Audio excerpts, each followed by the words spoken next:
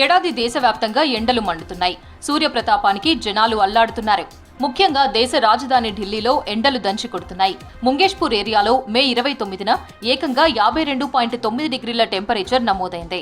ఇప్పటి వరకు దేశవ్యాప్తంగా ఈ స్థాయిలో ఉష్ణోగ్రతలు ఎప్పుడూ నమోదు కాలేదని వాతావరణ శాఖ అధికారులు చెబుతున్నారు.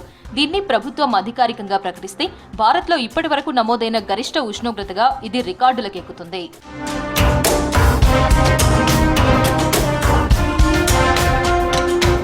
గతంలో ఎన్నడూ లేనంతగా ఈ స్థాయిలో ఉష్ణోగ్రతలు పెరగడానికి ప్రధాన కారణం రాజస్థాన్ నుంచి వీస్తున్న హీట్ వేవ్స్ అని ఐఎండీ అధికారులు చెబుతున్నారు. ఉత్తరాదిలోని చాలా రాష్ట్రాల్లో ఈ హీట్ వేవ్ల ప్రభావం ఉంటుందని, ఇది జూన్లోనూ కొనసాగొచ్చని అధికారులు గతంలోనే స్పష్టం చేశారు.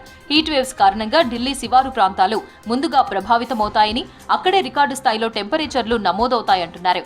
కొన్ని రోజులుగా ఢిల్లీలో ఉష్ణోగ్రతలు పెరుగుతున్నాయి. దీనికి తోడు రాజస్థాన్ నుంచి వీస్తున్న వేడిగాలులు వాతావరణ పరిస్థితులను మరింత ప్రమాదకరంగా మార్చాయి.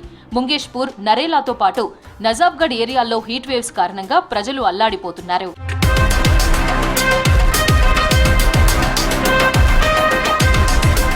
ఢిల్లీలో టెంపరేచర్ పెరగడానికి అనేక కారణాలున్నాయి. ఢిల్లీ శివారు ప్రాంతాల్లో ఓపెన్ ల్యాండ్స్ ఎక్కువగా ఉన్నాయి. దీంతో ఆ ఏరియాల్లో రేడియేషన్ విపరీతంగా ఉంది. సూర్యకిరణాలు నేరుగా భూమిని తాకడం, చెట్లు, బిల్డింగ్లు కూడా లేకపోవడం, బంజరు భూమి ఎక్కువగా ఉండడంతో వేడి పెరిగింది. దీనికి తోడు రాజస్థాన్ వైపు నుంచి వేడిగాలులు వీస్తున్నాయి. సాధారణంగా సిటీ శివారు ప్రాంతాల్లో ఎండ తీవ్రత ఎక్కువగానే ఉంటుంది. దీనికి రేడియేషన్ తోడవడంతో ఆ ఏరియాల్లో రికార్డు స్థాయిలో 52.3 డిగ్రీల టెంపరేచర్ నమోదైంది. 2002లో ఢిల్లీలో గరిష్టంగా 49.2 డిగ్రీల ఉష్ణోగ్రత రికార్డైంది. సాధారణం కంటే 9 డిగ్రీలు అధికంగా టెంపరేచర్లు నమోదవుతున్నాయి.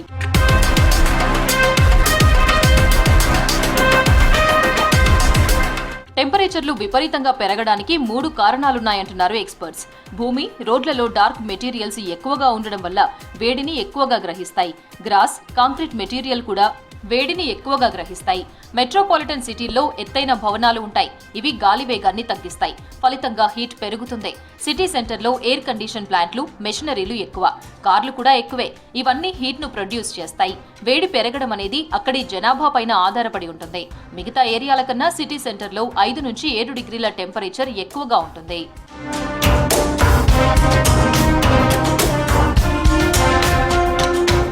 ఎండలు మండుతుండటంతో ఢిల్లీలో కరెంటు వాడకం బాగా పెరిగింది.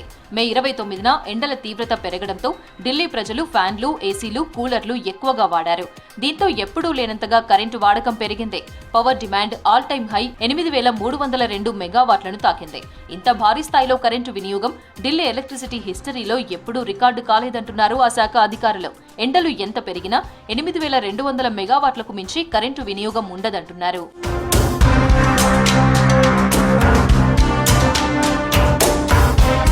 ఇప్పటి వరకు భూమి మీద రికార్డైన అత్యధిక ఉష్ణోగ్రత 56.7 డిగ్రీలు. ఇది అమెరికాలోని కాలిఫోర్నియా డెత్ వ్యాలీలో 1913 జూలై 10న రికార్డైంది. భారతదేశంలో ఇప్పటి వరకు నమోదైన అత్యధిక ఉష్ణోగ్రత 52.3 డిగ్రీలు. ఢిల్లీలో 2024 మే 29న నమోదైంది. రాజస్థాన్లోని ఫలోడీలో 2016లో 51 డిగ్రీలు, రాజస్థాన్లోని చూరులో 2019లో 50.8 డిగ్రీల ఉష్ణోగ్రత, 1956లో 50.6 డిగ్రీలు, హర్యానాలోని సిర్సాలో 50.3 డిగ్రీలు నమోదైంది. दिल्ली आके ऐसा लग रहा है कि कैसे रहते होंगे लोग यहाँ पे। 48-39 डिग्री का टेम्परेचर, जो कि भोपाल में हाईएस्ट हम 43 भी नहीं झेल पा रहे थे, बट यहाँ पे 49 डिग्री, 48 डिग्री, मतलब मुझे लोगों की बड़ी चिंता हो रही है। लोग बड़े सहज रूप से तो नहीं रह पा रहे होंगे, और जिसका मुझे लगता है बहुत बड़ा कारण है यहाँ पे जो एक तो कॉन्क्रीटीकरण हो गया है, और दूसरा इंडस्ट्रीज। अभी भी कार्बन इमिशन, मुझे लगता है जिस तरीके की गाड़ियाँ चल रही हैं यहाँ पे, कार्बन इमिशन बहुत ज़्यादा है यहाँ पे, जिसकी वजह से गर्मी दिल्ली में दिनों दिन बढ़ती जा रही है। हर साल टेम्परेचर राइज होता जा रहा है।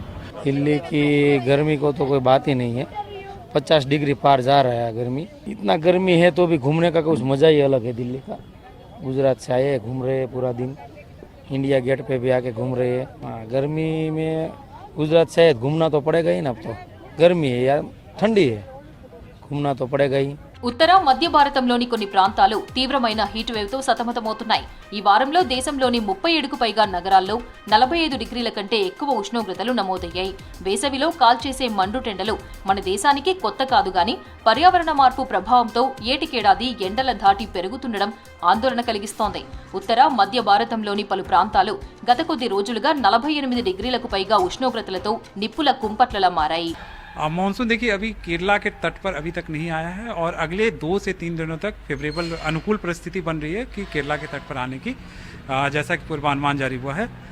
आर्द्रता की मात्रा जैसे जो रिलेटिव ह्यूमिडिटी है वो काफ़ी बढ़ गया है जब वो तूफान आया था ईस्टर्ली विंड के कारण में, और तापमान में जो है अधिकतम 40 डिग्री से अधिकतम तापमान रिकॉर्ड हो रहा है। तो ये जो महसूस होने वाली तापमान होती है जिसको हम लोग कहते हैं कि दोनों का संयुक्त प्रभाव से ये काफ़ी ज़्यादा होती है, एक्चुअल टेम्परेचर से ज़्यादा महसूस होती है। इसीलिए लोगों को जो है सो डिस्कम्फर्ट काफ़ी महसूस होता है और इसमें खासकर लोगों को रिहाइड्रेट होने की ज़रूरत होती है, काफ़ी पानी पीने की ज़रूरत होती है, धूप में कम निकले, पेड़ पौधे छाया में जितना हो सके उतना रहने की ज़रूरत होती है। गर्मी तो बहुत ज़्यादा ही पड़ रही है।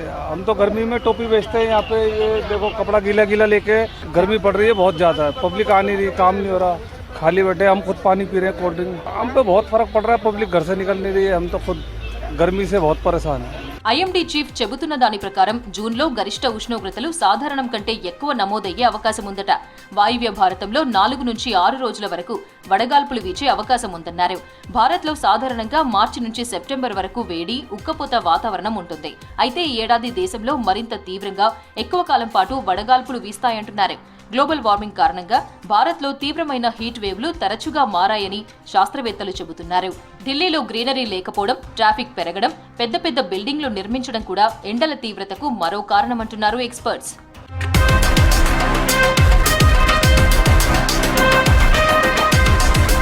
అసలే ఎండలు మార్చేస్తున్నాయి. ఆ దెబ్బకు భూగర్భ జలాలు అడుగంటిపోతుండటంతో ఢిల్లీలో నీటి కొరత ఏర్పడింది. ఈ నేపథ్యంలో నీటిని వృధా చేసే వారిపై 2000 రూపాయల జరిమానా విధించాలని ఢిల్లీ జలవనరుల శాఖ మంత్రి అతిషి ఢిల్లీ వాటర్ బోర్డు సీఈఓకు ఆదేశాలు జారీ చేశారు. కారు కడిగినా, నీళ్లు వేస్ట్ చేసినా 2000 ఫైన్ వేస్తామని ఢిల్లీ జల్ బోర్డు హెచ్చరించింది. నీటి వృధాను అరికట్టేందుకు దాదాపు 200 టీంలు పనిచేస్తున్నాయి. యమునా నది నుంచి ఢిల్లీకి రావాల్సిన నీటి వాటాను హర్యానా గవర్నమెంట్ ఇవ్వట్లేదని, అందుకే నీటి ఎద్దడి ఏర్పడిందని మంత్రి అతిషి ఆరోపించారు. ఇదే పరిస్థితి కొనసాగితే తాగునీటి విడుదలపై సుప్రీంకోర్టును ఆశ్రయిస్తామంటున్నారు. दिल्ली अपनी पूरी पानी की सप्लाई के लिए यमुना नदी पर डिपेंडेंट है।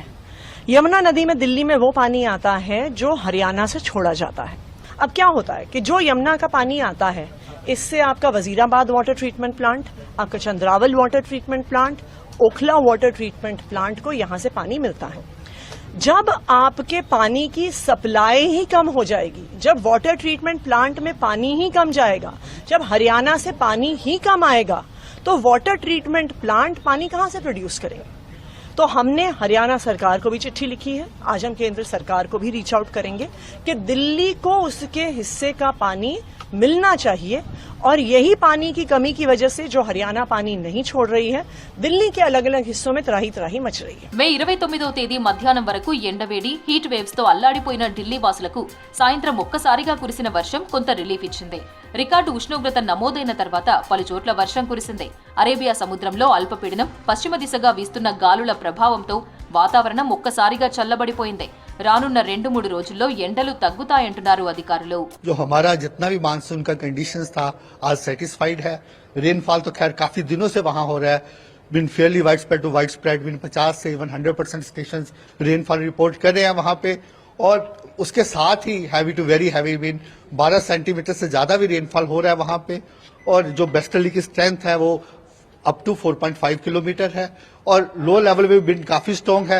इसको मद्देनजर रखते हुए सारी कंडीशन सेटिस्फाई होने के बाद हमने केरला में आज मानसून एडवांस किया है। इसके अलावा जो दूसरा पार्ट किया है मैं आपको इस पिक्चर्स के माध्यम से समझाना चाहूंगा। जैसे मानसून का पैटर्न आप दिख रहे हैं, ये आपका नॉर्मल पोजीशन होता है मानसून का, ठीक है, ऐसे कवर करता है। अभी इसने केरला का हिस्सा कवर किया है, मोस्ट पार्ट ऑफ केरला कर लिया, उसके साथ ही नॉर्थ ईस्ट के काफी हिस्से कवर हो गए हैं और आने वाले दिनों में हमारा यही अनुमान है 3-4 दिनों में जी तमिलनाडु कर्नाटका के कुछ हिस्से और कवर करेगा और साथ में ही सब हिमालयन वेस्ट बंगाल के और रिमेनिंग नॉर्थ ईस्टर्न स्टेट भी कवर हो जाएगा। ఎండలు వడగాలుల కారణంగా ప్రజలు అనారోగ్యం బారిన పడతారని వైద్యులు హెచ్చరిస్తున్నారు.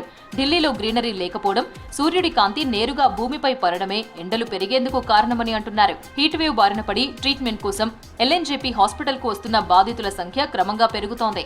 మే 28వ తేదీన ఒకే రోజు 10 మంది వడదెబ్బకు గురై అడ్మిట్ అయ్యారు. మరికొందరు స్పృహ తప్పి పడిపోయారు. ఎండలు ఎక్కువగా ఉండడంతో వీలైనంత వరకు బయటకు వెళ్లొద్దని డాక్టర్లు సూచిస్తున్నారు. శరీరం డీహైడ్రేట్ కు గురి కాకుండా చూసుకోవాలని, వాటర్ ఎక్కువగా తాగాలని చెబుతున్నారు.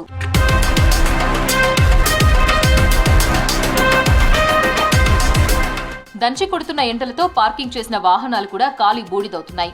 ఈస్ట్ ఢిల్లీలోని మధువిహార్లో జరిగిన అగ్ని ప్రమాదంలో 16 కార్లు కాలిపోయాయి. మరో 16 కార్లు డ్యామేజ్ అయ్యాయి. ఈ ఘటనలో ఎలాంటి ప్రాణ నష్టం జరగకపోవడంతో అందరూ ఊపిరి పీల్చుకున్నారు.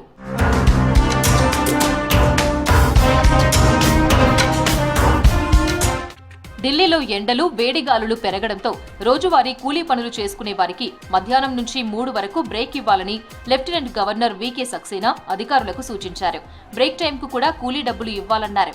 కన్స్ట్రక్షన్ సైట్ల వద్ద డ్రింకింగ్ వాటర్, కొబ్బరి నీళ్లు ఉండేలా చూడాలన్నారు.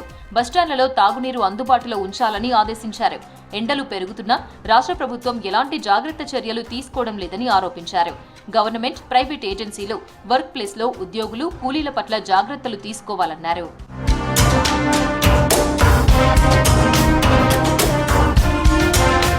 మన బాడీ జనరల్ టెంపరేచర్ 37.5 డిగ్రీల సెల్సియస్. ఈ ఉష్ణోగ్రత వద్ద మానవ శరీరం ఏ ఇబ్బంది లేకుండా బాగా పనిచేస్తుంది. మంచు తుఫాను లేదా వడగాల్పుల్లో చిక్కుకున్నప్పుడు ఈ సాధారణ ఉష్ణోగ్రతను మెయింటైన్ చేయడానికి బాడీ ఇబ్బంది పడుతుంటుంది. బయటి వాతావరణంలో వేడి పెరిగిపోతుంటే మన శరీరంలో 37.5 డిగ్రీల సెల్సియస్ కొనసాగించడానికి లోపల యుద్ధం జరుగుతూ ఉంటుంది. దీనివల్ల అధిక వేడిని బయటకు విడుదల చేయడం కోసం చర్మంలో ఉన్న రక్తనాళాలు మరిన్ని తెరుచుకుంటాయి. అందుకే మనకు చెమట పడుతుంది. చెమట పడుతున్న కొద్దీ శరీరంలో వేడి తగ్గుతుంటుంది. బయట ఉష్ణోగ్రతలు పెరుగుతున్న కొద్దీ శరీరంపై ఒత్తిడి పెరుగుతూ ఉంటుంది. రక్తనాళాలు ఎక్కువగా తెరుచుకుంటూ ఉంటే కొన్నిసార్లు బీపీ తగ్గుతుంటుంది. దీనివల్ల గుండెపై బరువు పెరుగుతుంది. శరీరానికి కావాల్సిన రక్తాన్ని సరఫరా చేయడానికి గుండె వేగం పెరుగుతుంది. దీంతో చిన్న చిన్న సమస్యలు స్టార్ట్ అవుతాయి.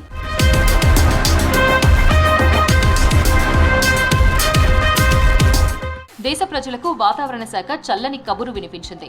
నైరుతి రుతుపవనాలు కేరళను తాకాయని చెప్పింది. గత కొన్ని రోజులుగా పలు రాష్ట్రాల్లో రికార్డు స్థాయిలో ఉష్ణోగ్రతలు నమోదవుతున్న వేళ ఈ కబురు ప్రజలకు ఊరట కల్పించినట్లయింది.